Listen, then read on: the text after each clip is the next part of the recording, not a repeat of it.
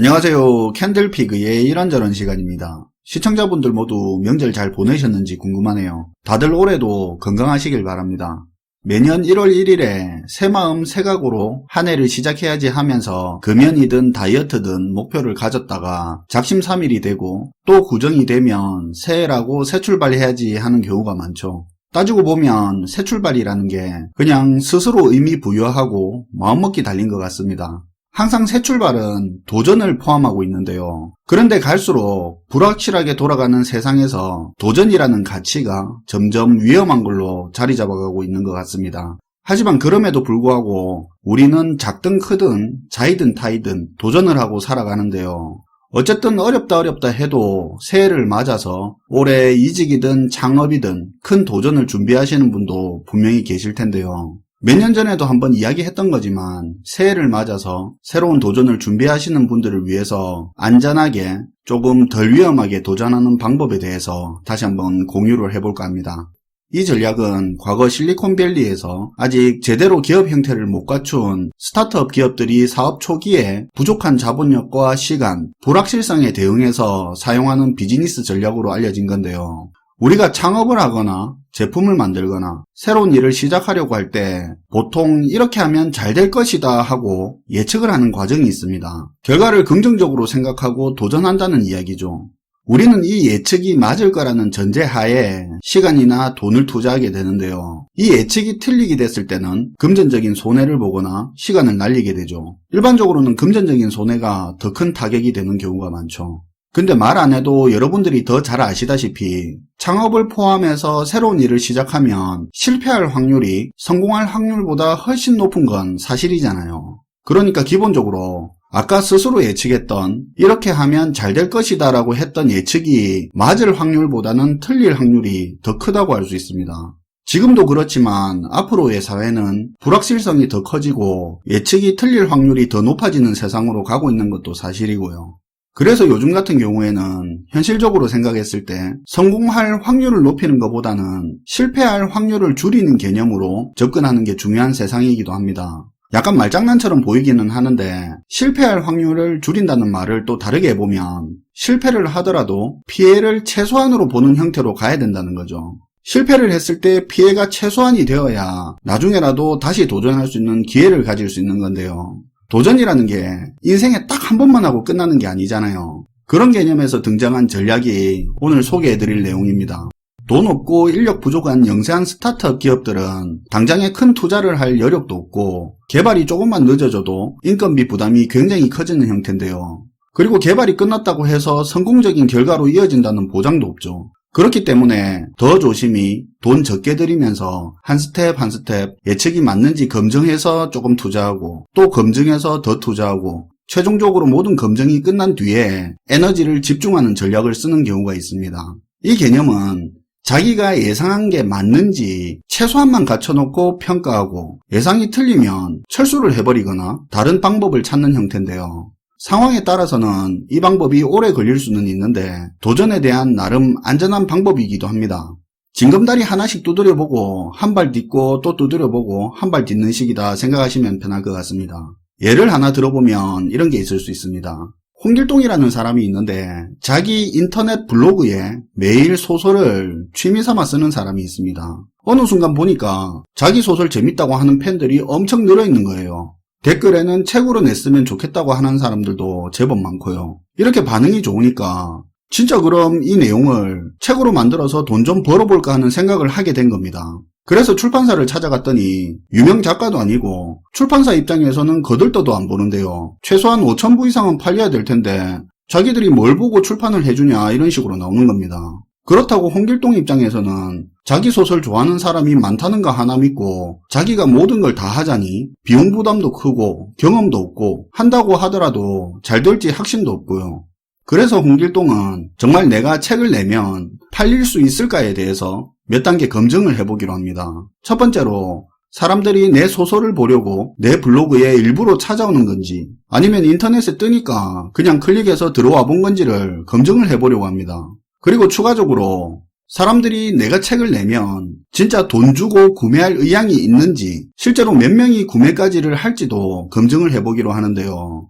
단순히 내가 블로그에 올리던 소설을 책으로 하면 잘 팔릴 거다 하는 단순한 예측을 쪼개서 단계별로 검증을 해보기로 마음을 먹었던 거죠. 일단 사람들이 자기 소설을 보려고 일부러 찾아오는 게 맞는지 검증하기 위해서 원래 글 올리던 블로그 말고 소설을 올릴 별도의 홈페이지를 개설했습니다. 이때 홍길동은 100만원을 투자했죠. 이 100만원으로 사람들이 내 소설을 보려고 일부러 검색하고 찾아오는 수고로움을 감수하는지를 체크했습니다. 홈페이지를 개설하고 나니까 기존의 블로그에서는 5만 명이 보고 있었는데 2만 명으로 확 줄어들었습니다. 그러니까 3만 명은 인터넷에서 그냥 뜨니까 한번 보고 말았던 게 확인이 된 겁니다. 이 결과를 가지고 홍길동은 자기가 생각하는 기준에 따라서 결정을 할 수 있겠죠. 자기 예상보다 못하다면 책 출판은 깔끔하게 포기하고 그냥 원래 올리던 블로그에 광고를 다는 방법 등으로 작전을 바꿀 수도 있을 겁니다.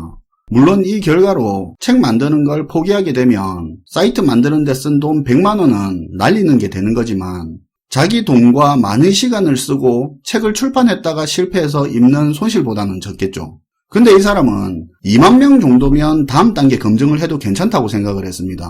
설문조사 문항을 전문으로 제작하는 업체에다가 150만 원을 투자해서 설문지를 만들었습니다. 일부러 찾아와서 소설을 보는 그 2만 명에게 설문조사를 하게 되는데요. 이 소설이 책으로 나오면 구매할 의향이 있는지, 얼마 정도면 살지, 이런 내용을 설문지를 통해서 구매 의향과 나중에 혹시라도 쓰이게 될 마케팅과 관련된 독자 성향까지 파악을 했습니다. 이 단계에서는 2만 명 중에서 12,000명만 설문에 응답을 했고 8,000명이 책으로 나오면 구매할 의향이 있다고 했습니다. 홍길동은 두 번째 검증에서 설문조사하는데 150만 원을 더 썼고 여기서 결과가 아니라고 생각되면 더 이상 돈과 노력을 투자하지 않고 철수하면 되는 겁니다. 근데 홍길동은 8,000명 정도면 괜찮다고 생각하고 다음 단계 검증으로 넘어갑니다. 물론 자기 사이트에 소설은 지속적으로 계속 올리고 있는 상황이고요. 설문조사에서 책이 나오면 구매할 의향이 있다고 한 사람이 8,000명인데 그 사람 중에서 실제로 결제까지 하는 액션을 취하는 사람의 수를 확인해 보려고 소설의 뒷이야기를 PDF 컴퓨터 파일 형태로 2,000원에 팔아봤는데요. 구매 의향이 있다고 한 8,000명 중에 실제로 3,000명이 구입을 해줬습니다.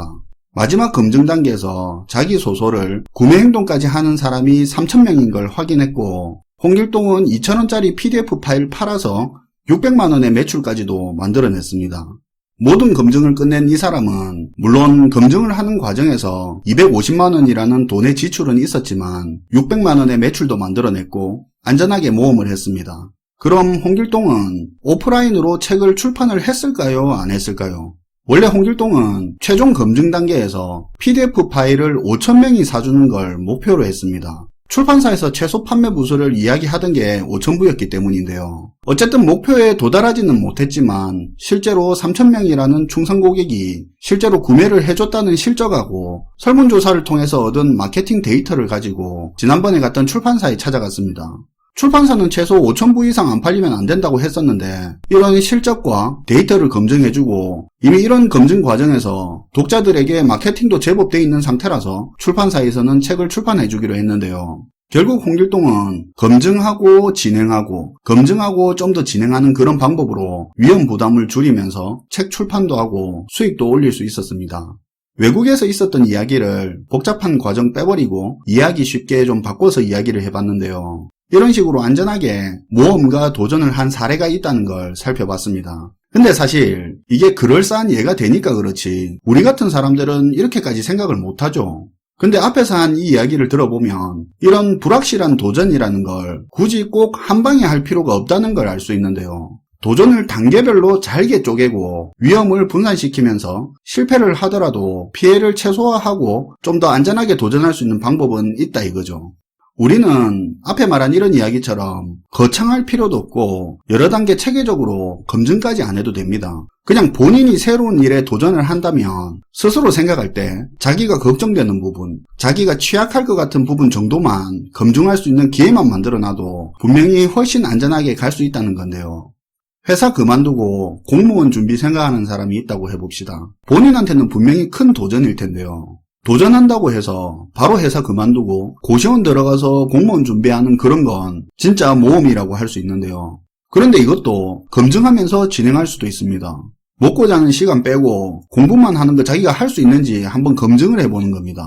당장 회사 그만두는 결정을 하는 게 아니라 직장 다니면서 저녁 내내 주말 열 몇 시간씩 고립된 상태로 공부해 보면서 내가 과연 이런 종류의 공부를 버텨낼 수 있는 의지가 있는 사람인지 몇 개월 동안 냉정하게 검증을 한번 해보는 겁니다. 그게 확인되면 고시원 월세, 학원비, 식비 알아보고 지금까지 내가 모은 돈으로 몇 개월을 버틸 수 있는지, 공부만 할 수 있는 현실적인 기간이 얼만큼인지 금전적으로 검증도 해보고 그 기간 안에 할 수 있는지 확신이 들면 그때 회사 그만두고 도전해도 기회는 있는 거고 그냥 바로 지르는 것보다는 안전할 수 있는 거죠. 창업도 마찬가지로 목 좋은데 싸게 나왔다고 한 번에 퇴직금에 대출까지 받아서 시작했다가 자기 예측이 틀려버리면 그 다음은 방법이 없지 않습니까? 당장 자기가 원하는 모양새 안 갖추고 시작하더라도 자기가 불안한 부분, 찝찝한 부분을 검증하고 투자하고 검증하고 늘리고 천천히 해도 그거 역시도 도전입니다. 꼭 한 방에 하는 것만 도전이 아니죠. 검증을 하면서 하나씩 혹시나 잘못되더라도 최소한의 피해만 입을 수 있도록 그렇게 안전한 도전 계획도 생각해보는 건 어떨까 싶습니다. 사실 이 경영 전략이 한때는 실리콘밸리 신생기업들에게 엄청 인기 있었던 전략이었는데 지금의 경영 환경과는 잘 안 맞아서 한물간 전략으로 평가되기도 하는데요. 기업이야 실패하면 없어지면 그만이지만 사람의 인생은 그렇지가 않잖아요. 그래서 개인의 입장에서 볼 때 불확실성이 큰 지금 사회에서 안전하게 도전을 쪼개서 하는 이런 방법을 한 번쯤은 생각해 보는 것도 괜찮을 것 같습니다. 물론 때에 따라서는 한 번에 승부를 봐야 하는 것도 있기 때문에 한 번에 과감한 도전을 하는 게 절대 나쁘다고 하는 말은 아닙니다. 시기가 시기다 보니까 한 번에 큰 도전을 하는 것보다 할 수만 있다면 조금 돌아가더라도 위험을 좀 쪼개서 안전하게 혹시나 실패를 하더라도 최소한의 피해만 보고 다시 도전하고 재기할 수 있는 그런 기회를 만들어 놓는 것도 나름 중요하다고 생각해서 오늘 이 내용을 다시 한번 다뤄봤습니다. 올해 새로운 도전을 준비하시는 분들 진심으로 잘 되길 기원하고요. 항상 건강하시고 올해 새해 복 많이 받으시길 바라겠습니다. 시청해주셔서 감사하고요. 지금까지 캔들피그의 이런저런 시간이었습니다.